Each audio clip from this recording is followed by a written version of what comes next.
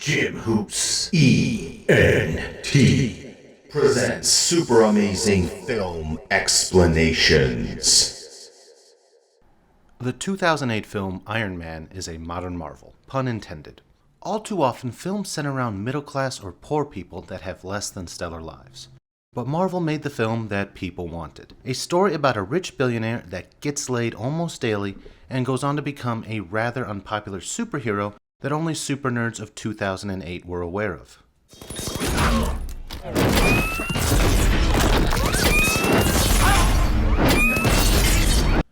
The film opens with Tony Stark in a Humvee convoy with some soldiers on his way back from a missile demonstration. In this Humvee, he takes a photo with a soldier. Just click it, don't change any settings. For you history buffs out there, they are using a point-and-shoot camera, which in the olden days was like a cell phone where the only app was camera. However, the Humvee convoy is attacked and Tony instantly becomes a collector of shrapnel.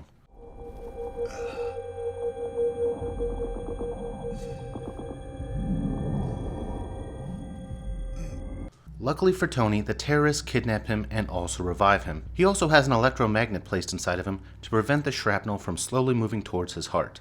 That is an electromagnet hooked up to a car battery, and it's keeping the shrapnel from entering your heart.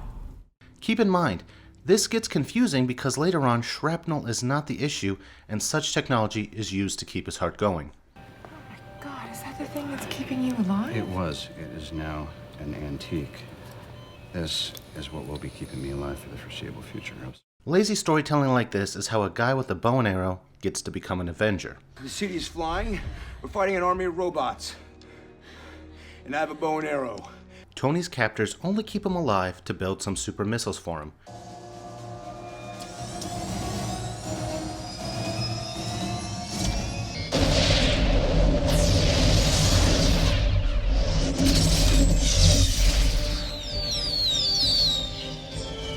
For your consideration, the Jericho.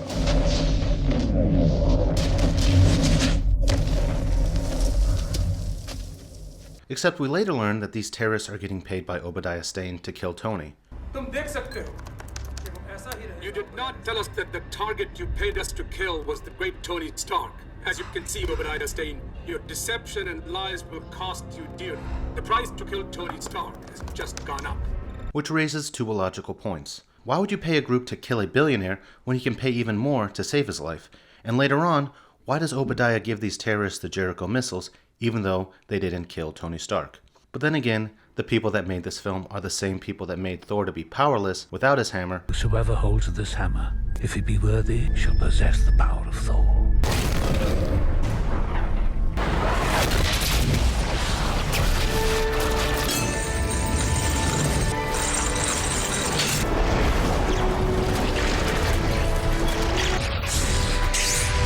But he is then chastised for assuming that the hammer gives him power after it is destroyed. It's too strong. Without my hammer, I can't. Are you Thor, the god of hammers?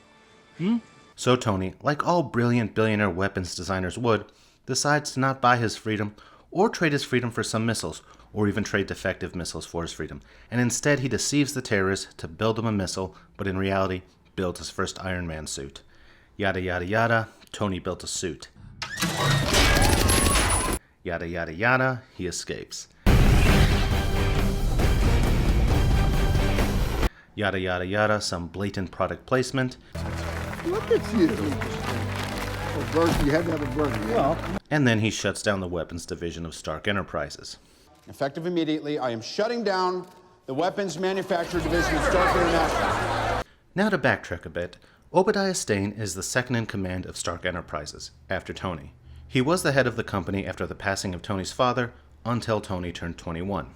So back to the story. Obadiah is not a big fan of the weapons manufacturing company he was working for, not manufacturing weapons anymore.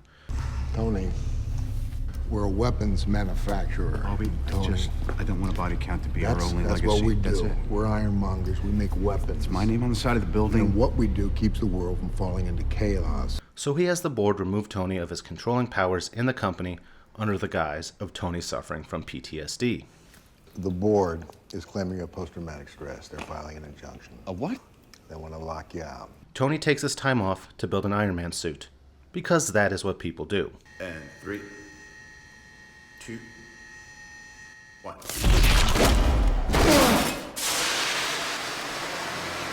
Tony speaks with Obadiah about how his missiles are being used by terrorists. What's going on? Tony, you can't afford to be this naive. You know when I was naive before, when they said, here's a line, we don't cross it, this is how we do business. If we're double dealing under the table, are we? After being informed of this by a reporter. In case you didn't Is hear. this what you call accountability? It's a town called Gulmira. Heard of it?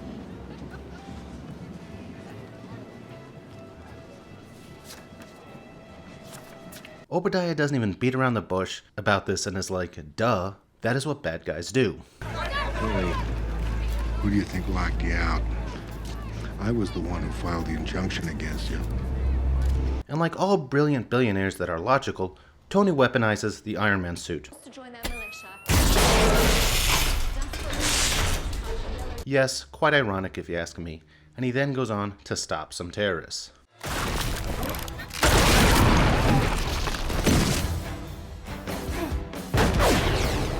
He's all yours. Yada yada, a bunch of filler. We see the first of Marvel's many less than compelling villains, in this instance, with it being a senior citizen corporate executive, in Obadiah. As Obadiah goes on to use Stark Enterprises to build him an Iron Man suit. Tony Stark was able to build this in a cave! However, Stark Enterprises can't develop a way to power it. Mr. Stain, sir, we've explored what you've asked us, and it seems as though there's a little hiccup, actually. Hiccup? Yes, to power the suit. So the technology actually doesn't exist. So Obadiah has to take the arc reactor from Tony's chest. Your father, he helped give us the atomic bomb. Now, what kind of world would it be today if he was as selfish as you?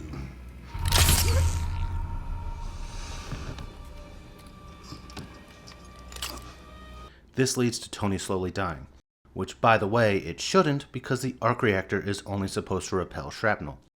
But luckily, Tony gets a hold of a previous arc reactor and saves his life that should not have been fleeting anyway. But I digress. He gets in his Iron Man suit, he fights Obadiah and his Iron Man suit, and defeats him by literally icing him out. How'd you solve the icing problem? Icing problem. Might want to look into it. But Obadiah returns because we have to make this film drag on longer than it needs to be. I'll be right there.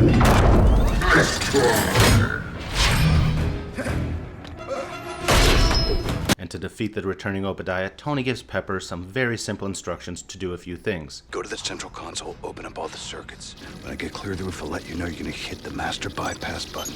And she then does a bunch of complex tasks.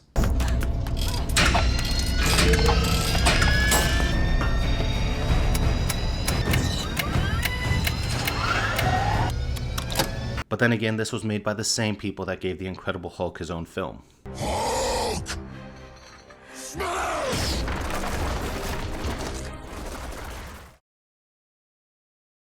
Oh, are you waiting for something? Nope, that is it. Just a comparison of two really logical filmmaking decisions. Yada yada yada, Pepper saves Tony.